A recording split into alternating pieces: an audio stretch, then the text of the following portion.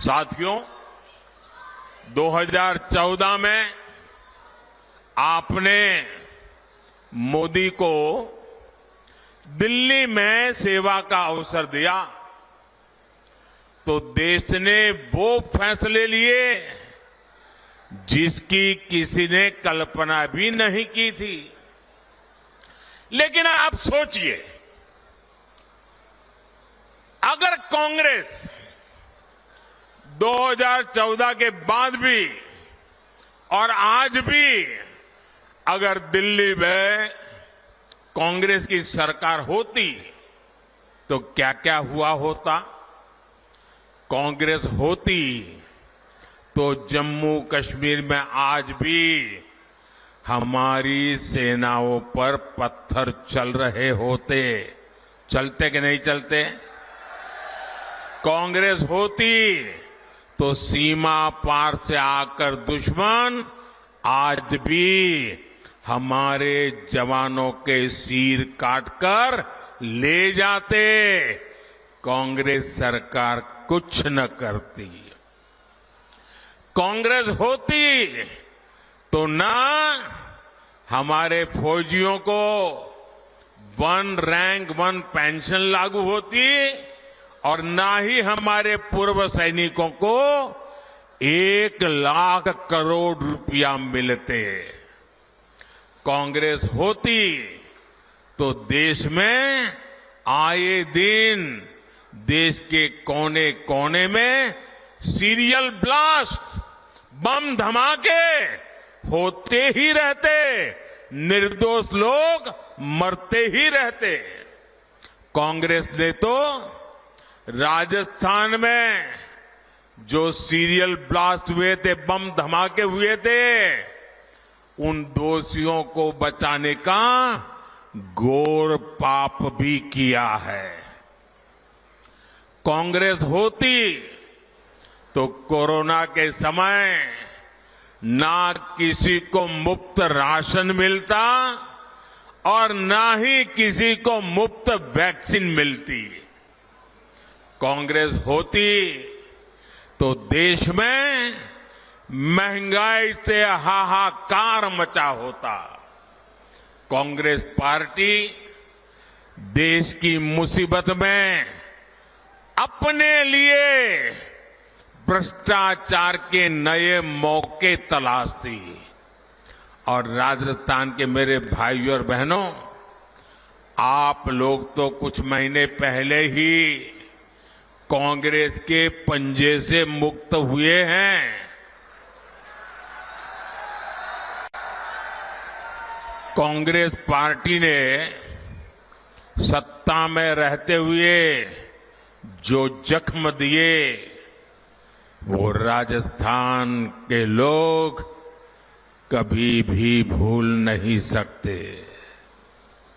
कांग्रेस ने महिलाओं पर अत्याचार के मामले में राजस्थान को नंबर 1 बना दिया था। और दुर्भाग्य देखिए, कांग्रेस के लोग विधानसभा में बेशर्मी के साथ कहते थे कि ये तो राजस्थान की पहचान है। अरे डूब मरो, ये शोभा नहीं देता है, ये शोभा नहीं देता है आपको।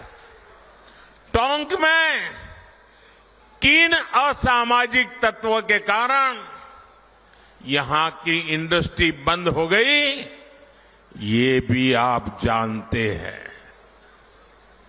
लेकिन आपने हमारे भजनलाल जी को सेवा करने का मौका दिया है। और जब से भजनलाल जी और उनकी टीम काम पे लगी है, माफिया, अपराधी भजनलाल जी है। अभी तो भजनलाल सरकार की गाड़ी चलनी शुरू हुई है, अभी तो टॉप गियर में आना बाकी है।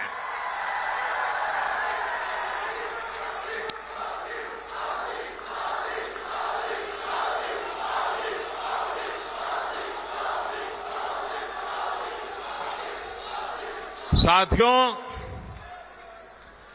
आज हनुमान जयंती पर आपसे बात करते हुए मुझे कुछ दिन पहले की एक तस्वीर भी याद आ रही है।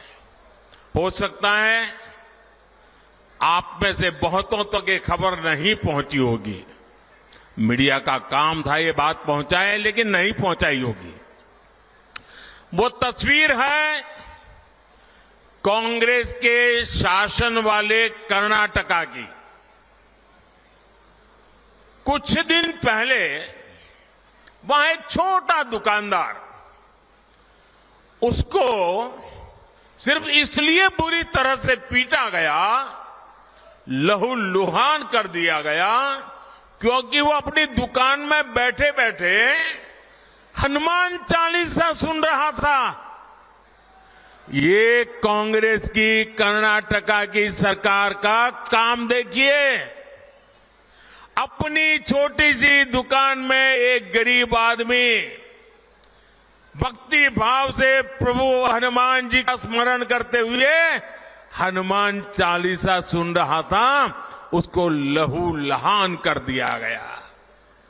आप कल्पना कर सकते हैं, कांग्रेस के राज में हनुमान चालीसा सुनना भी गुनाह हो जाता है। कांग्रेस के राज में अपनी आस्था का पालन करना भी मुश्किल हो जाता है, और राजस्थान तो खुद इसका भुक्तभोगी रहा है।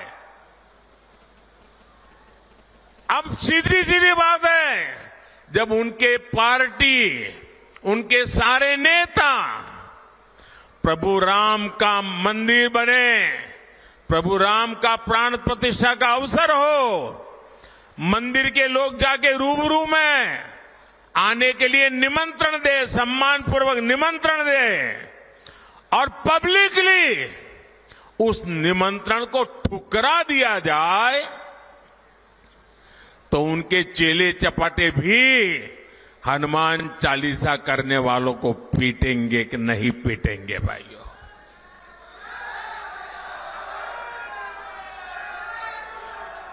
कुछ दिन पहले ही रामनवमी बीती है।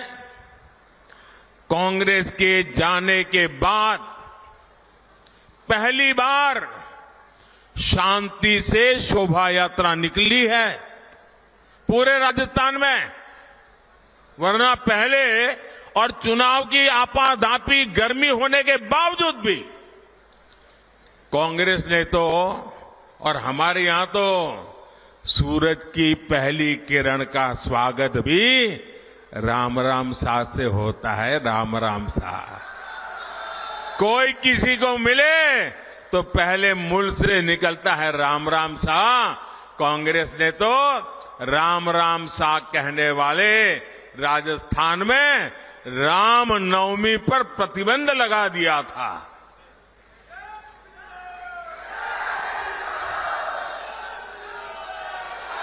और हमारे किरोड़ी लाल ऐसे हर मुद्दे पर लड़ाई लड़ते थे। कांग्रेस ने शोभा यात्रा पर पत्थरबाजी करने वालों को सरकारी संरक्षण दिया था। इसी कांग्रेस पार्टी ने तुष्टीकरण के लिए मालपुरा, करौली, छबड़ा, टोंक, जोधपुर को दंगों की आग में झोंक दिया था। झोंक दिया था कि नहीं झोंक दिया था? झोंक दिया था कि नहीं झोंक दिया था? क्या ऐसे लोगों को माफ करोगे? अब भाजपा सरकार आने के बाद किसी की हिम्मत नहीं है कि आपकी आस्था पर सवाल उठा दे।